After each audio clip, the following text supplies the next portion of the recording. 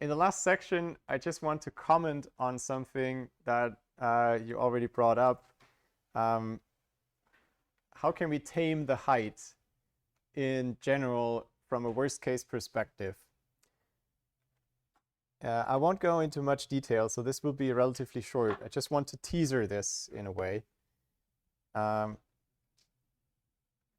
show you what is possible, not necessarily dig into the details of how this is done.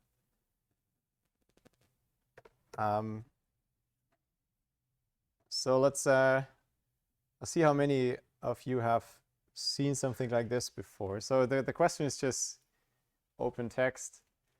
The 2/3 of you who've come from some undergrad CS degree really should have seen some balanced BSTs. But no judgment in case you forgot.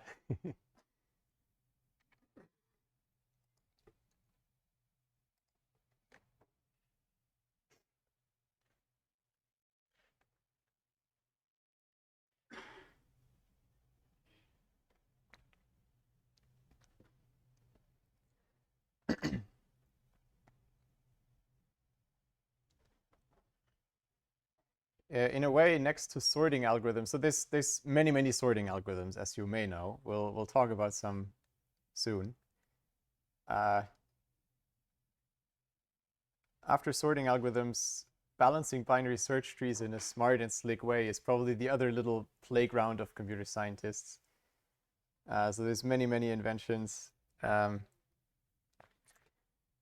are, well, many are effectively equivalent if you zoom out a bit. Some have a slight edge in one way or another.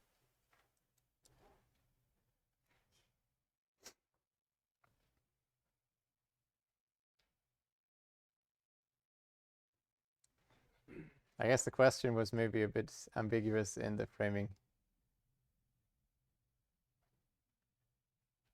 Is enough if you just send the name of the way to balance them. It's so useful that Slido now supports emojis. We've all missed it.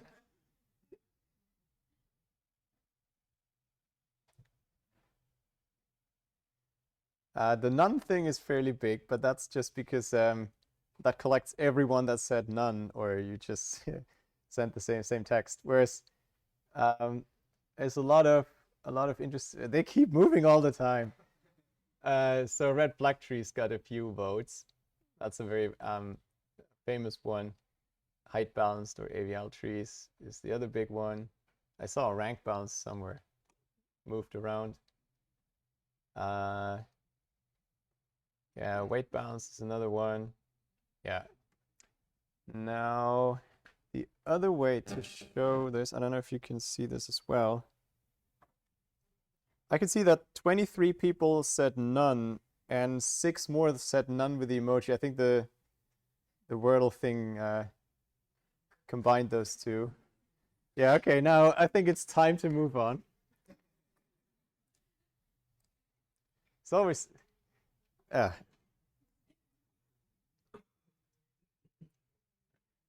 emojis are just such a useful feature. So we've discussed that the height can be really bad. It can be linear, which is utterly useless. Then we don't get any speed ups from using our nice BSTs. And we could have just done a good old linked list. Now, fortunately enough, we don't have to rely on our luck of getting insertions in a convenient order. We can enforce the height to stay bounded by some constant times log n by requiring additional things. So these come in the form of invariants of what shapes of the trees are allowed. Plus, that's the important bits, we need a way to maintain these invariants after updates. And so the rules that are known for this, they basically differ in how strict the invariant is and how quick it is to maintain it and reestablish it upon updates. The 3 most well-known ones, also maybe because they're fairly old as well. AVL trees or height balanced trees. There the restriction is for every node, if I have two subtrees, then the height of the left and the right subtree are only allowed to differ by ±1. So they have to be almost equally tall left and right, but we allow ourselves a little slack from that. Otherwise, you can think about if that's even possible to have exactly the same height. And this allows the property of allowing one difference, makes it possible to keep that invariant when you insert and delete. Red-black trees are a different idea. There's a lovely explanation in the lecture videos that are linked, so I don't want to discuss these in more detail. If you want, the gist of it is you can generalize binary search trees to trees that have more than one subtree. If a node has two keys, it makes a lot of sense to say it has a small key, a big P, and then 3 subtrees. Everything that's smaller than the smaller key, everything that's between the two keys, and everything that's bigger than the big key. You might as well do that. Now, why would you? The trick for red-black trees, or what leads to red-black trees, is you can allow both, either binary or ternary nodes. And that's enough to enforce that the height of the tree is completely equal for all the leaves. So all the leaves are at the same depth. But the paths can be binary and ternary nodes mixed. And a slightly more efficient way to implement that on just binary trees again leads to red-black trees. If that sounds cool, look up the videos. For COMP526, I should say, all you need to know is these beasts exist. There's some way to enforce worst case height of log n, no matter what the insertions and deletions are.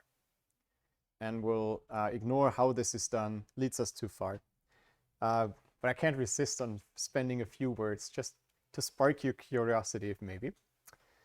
There's a third thing. Weight balanced trees is a little similar to AVL trees, but here it's about the subtree sizes. And so it says that these two, well, it's a subtree size, so maybe I should just say S. If I have these two, S1 and S2, then the subtree sizes should differ by at most some constant factor.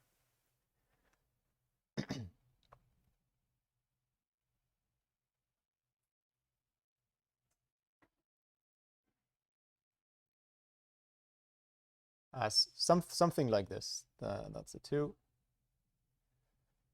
And you can play with this constant a little bit. Can make them stricter balanced, makes the search time better, but the insertions more costly, and vice versa.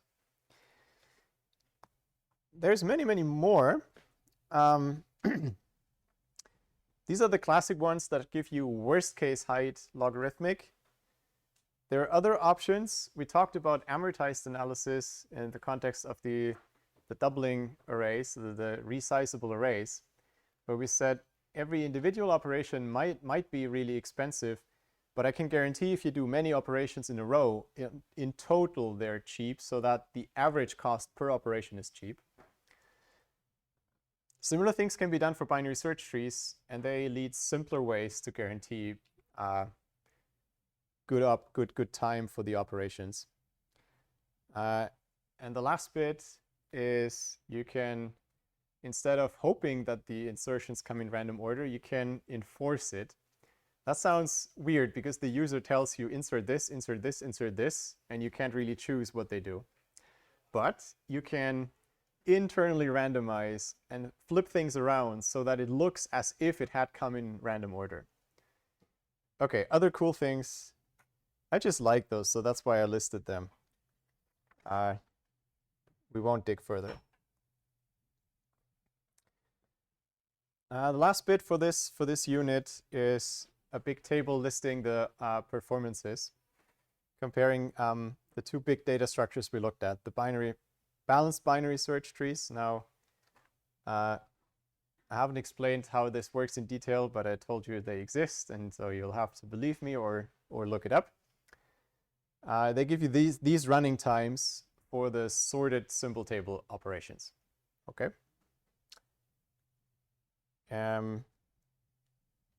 Basically logarithmic in n for most things. To contrast that, I put the running times for heaps again. We've had that before. It's just copy paste. And so if you compare these two things, I mean, there's some things that heaps cannot do, but there's a few bits that seem to suggest that there's no real use case for binary heaps. Because all operations that they can do, you can basically simulate in a binary search tree.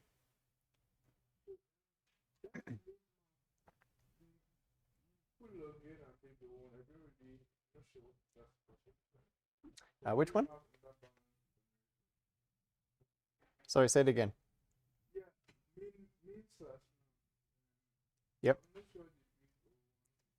Oh, okay. Yeah, I didn't comment on this. So if you want to find the smallest and largest in a binary search tree, you can just follow all the left paths until you hit the last one before null pointer. Same for max. That takes log n time because it could be the height. Now, if you really care, you could just keep an extra variable in your representation of the binary search tree that always points to the smallest element. You can maintain that, so you get it in constant time. If you want to do something with it in a balanced tree, you can't really update it. So if you want to delete the smallest, that's relevant for comparing it with heaps, right? If you can take a binary search tree and use it as a priority queue, no problem. All the operations are supported. Then this won't work. You can do access to the smallest in constant time, but the deletion would still cost you log n. The deletions I've shown you, if you have a pointer to the element and that's guaranteed to be the smallest, it cannot have two children, so you could take it out in constant time. But that ignores the fact that we want a balanced BST, so to rebalance it, you still get this log n cost. Yep. Is this log-based too? You can basically pretend it's always log-based too, but the real answer is, on this slide, it never ever matters. You can think about why. I think I mentioned it at some point. Yeah, so I'm sloppy, not sloppy. On the slides, when it matters, I usually use LG for log-based 2. And when I say log, it's only in big O terms. So log. Because the base doesn't matter if it's constant in big O. It's just a constant factor difference. So we can simulate everything we can do with a heap with a binary search tree. So why bother? Well, two answers. One is the constants matter. So heaps tend to be a little faster just because they can be implemented in an array. So that's is relevant enough in applications, but that's one bit of the story. The other bit is that this abstraction of a priority queue sparked people to trigger, to find better ways to implement priority queues. And so this is like the latest, greatest cutting edge thing, if you want. You can get both insertion and changing priorities with constant time. Even in this sense, worst case and everything. Only the delete max is still log n, and we'll see in the next unit that this is best possible. There's no way to improve that in general. So mixed message in a way. Binary search trees can do everything that the heaps that we've seen can do. And with the slight exception of the construction from a given list of things, they're never slower up to a constant factor. But having the abstract data type was still useful because there are better ways to implement this abstract data type if you don't need all these operations. Okay, so it's useful to think about these abstract data types to spark the development of new ideas, but also Like, don't be a slave of the existing ones. Sometimes it's useful to break them open and look if you can change the abstract data type for your benefit. A bit of a mixed message, but I wanted to compare the two at the end and throw this bit of information in.